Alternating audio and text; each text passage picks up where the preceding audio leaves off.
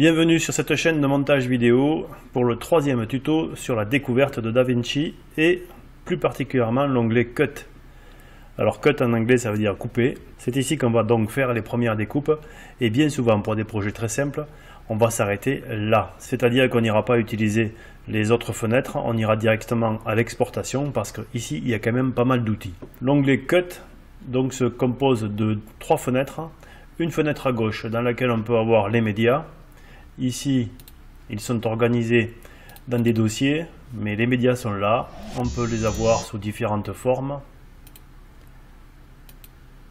Voilà, on peut les choisir comme on veut.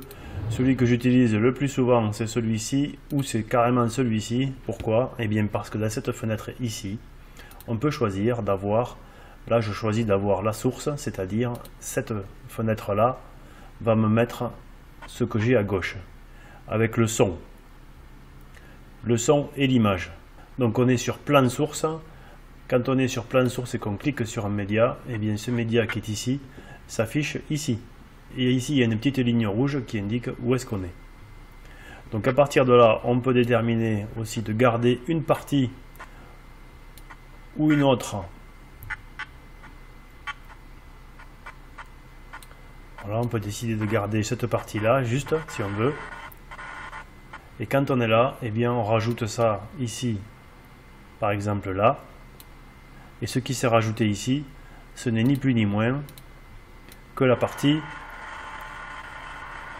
que j'ai sélectionnée avant. Ensuite, il y a une deuxième possibilité qui est intéressante, c'est les transitions. C'est-à-dire qu'ici, on va choisir une transition, par exemple. Je vais avancer un petit peu dans le projet. Hop, ici par exemple, on a entre deux plans, je sélectionne ce plan. Je peux ajouter ici carrément un fondu entre les deux. Directement et simplement. Je peux le bouger, je peux l'agrandir, je peux faire ce que je veux avec. Donc ça c'est intéressant, c'est très rapide. Bien entendu, on a toutes les transitions possibles. On peut rajouter du texte. Par exemple, on peut rajouter un texte ici. Voilà. En ouvrant la fenêtre Inspector ici sur ce texte, eh bien, on peut changer le texte. Quand on change ici, on peut changer sa police et tous les paramètres. Donc c'est assez rapide.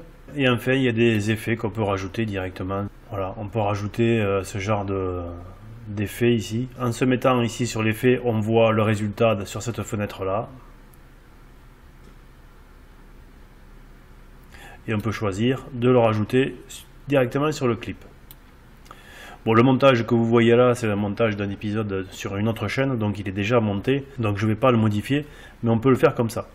Enfin ici, sur cette base, sur cette fenêtre ici, il y a deux timelines. Une timeline complète, c'est-à-dire que ici, on va pouvoir déplacer le curseur très rapidement sur tout l'entièreté du clip. Et ici, on est beaucoup plus précis. Bon, ici, on a la possibilité de choisir de bloquer la tête de lecture. Quand on a cliqué ici, on a sélectionné le fait qu'on puisse déplacer le curseur.